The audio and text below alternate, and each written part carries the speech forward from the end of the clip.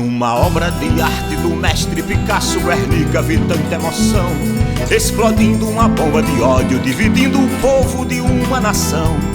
E nas torres do meu pensamento, naquele momento, pintava Gaudí.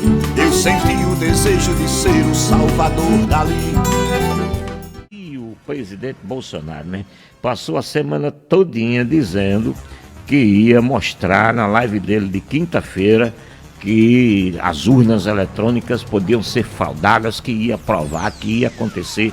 E como sempre ele faz, foi mais uma basófia, foi mais uma fake news. O presidente causou estardalhaço ao anunciar que nesta quinta-feira apresentaria provas das supostas fraudes eleitorais. Na prática, ele submeteu a nação inteira a uma tortuosa e vexatória apresentação reciclada de velhas teorias da conspiração que só provam uma única coisa: a principal fraude nas eleições é o seu próprio governo. A live, ele extrapolou todos os limites do razoável na live dele de quinta-feira, portanto ontem.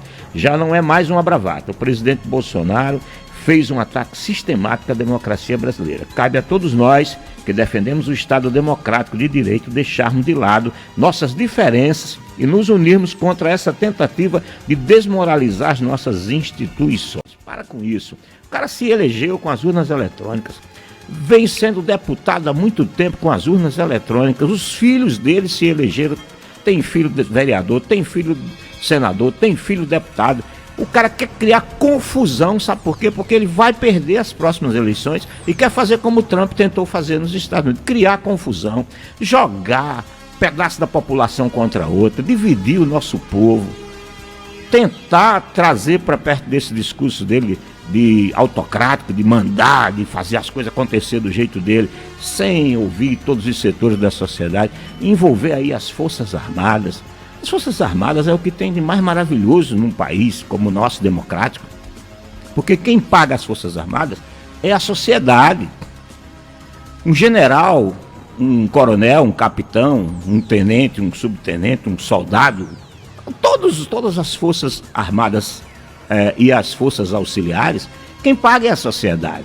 Para que a sociedade paga as Forças Armadas de um país democrático como o nosso? Para que essas forças garantam as instituições, garanta a ordem, garanta que as leis sejam cumpridas. É para isso que existe. Você não vê um general gerando riqueza.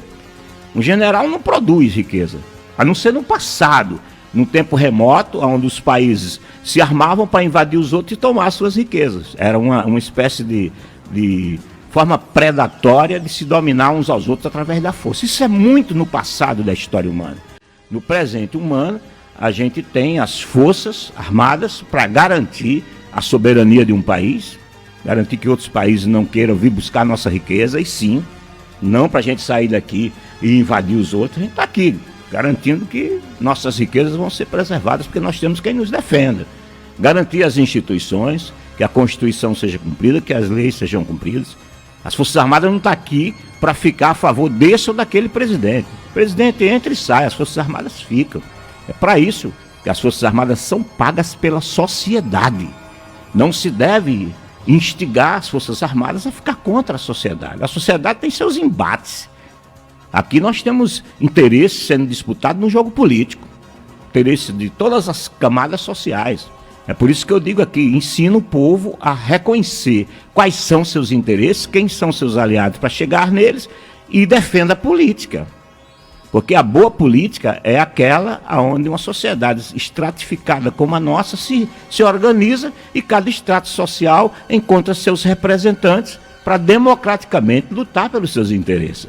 E as Forças Armadas estão aí para garantir esse jogo aqui, não para usar tudo que nós damos às Forças Armadas, que é paga desde a roupa que eles usam, desde as suas fardas bonitas, né, até seu alimento, o seu bem-estar. Para quê? Para que as Forças Armadas nos defendam.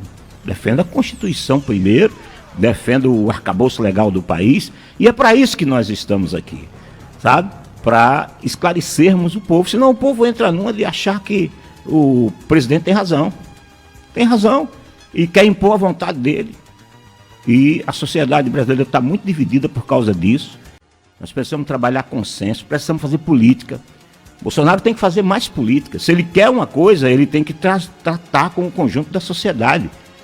Tratar com as forças representativas desse país. Nós temos 3 poderes no país, não temos 4. Que tentaram colocar as Forças Armadas como um poder moderador. Não é. Nós temos aqui o poder executivo, legislativo e judiciário. E eles devem trabalhar coordenados, ordenados, em função de nós termos o bem comum nesse país. Tá? O presidente tem as prerrogativas dele, o parlamento tem as suas prerrogativas, o judiciário tem, e eles estão aqui para fazer o país funcionar, não para ficar puxa e encolhe, um querendo se sobrepor ao outro. O presidente da República tem que saber que ele tem a liturgia do cargo dele, e ele precisa cumprir essa liturgia. Do mesmo jeito que um padre tem, que um pastor tem, do mesmo jeito que um empresário tem, do mesmo jeito que um funcionário de uma empresa tem, todo mundo dentro dessa nossa sociedade tem o seu papel. E o presidente precisa cumprir o dele. Tá? Se quer mudar alguma coisa no país, faça política. Até a Constituição se muda. Se faz uma PEC, se faz uma proposta de emenda à Constituição. Mas para isso vai ter que conversar com o parlamento, vai ter que ganhar lá dentro, vai ter que...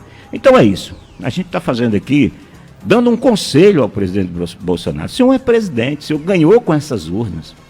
Se algum dia nós quisermos auditar o voto, ou seja, puxar aquele papelzinho ali, eu acho que não custa nada também, uma conversa com a sociedade, uma conversa, não é impor, não, é uma conversa com a sociedade. Aí tudo bem, nada demais você. Só que não pode a pessoa imprimir e levar para casa como se fosse uma compra de supermercado. Porque também as pessoas que compram voto, as pessoas que obrigam, às vezes nas comunidades, forças que a gente sabe que atuam, a votar em determinados candidatos, fica de prato cheio. Você vai chegar e provar que votou no candidato que A ou B ou C obrigou você a votar, ou te deu dinheiro para você votar e você tem que comprovar. Então isso é uma faca de 2 gumes. Por isso tem que ser conversado com a sociedade. O voto secreto é exatamente para isso, para permitir que o cara more numa comunidade onde tem uma força lá armada e não legal, que oprime essa comunidade e que quer obrigar as pessoas daquela comunidade a votar num candidato ruim, mas que é do interesse daquele grupo, e a pessoa vai lá e no anonimato, né, do voto secreto, vota em quem ela acha que o coração dela diz que lhe representa. Por isso o voto secreto é uma coisa bacana. Agora, auditar o voto da seguinte forma: o voto sai impresso, cai dentro de uma urna, e se precisar de uma recontagem fazer, também não sou contra não, só acho que tem que ser discutido com toda a sociedade.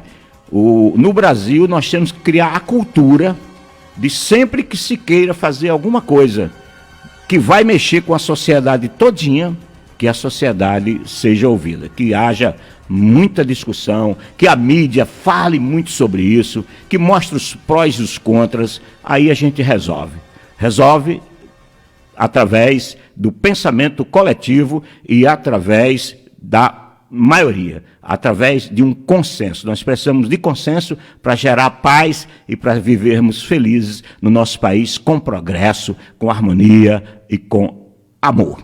Nação Nordeste, o Salvador daqui.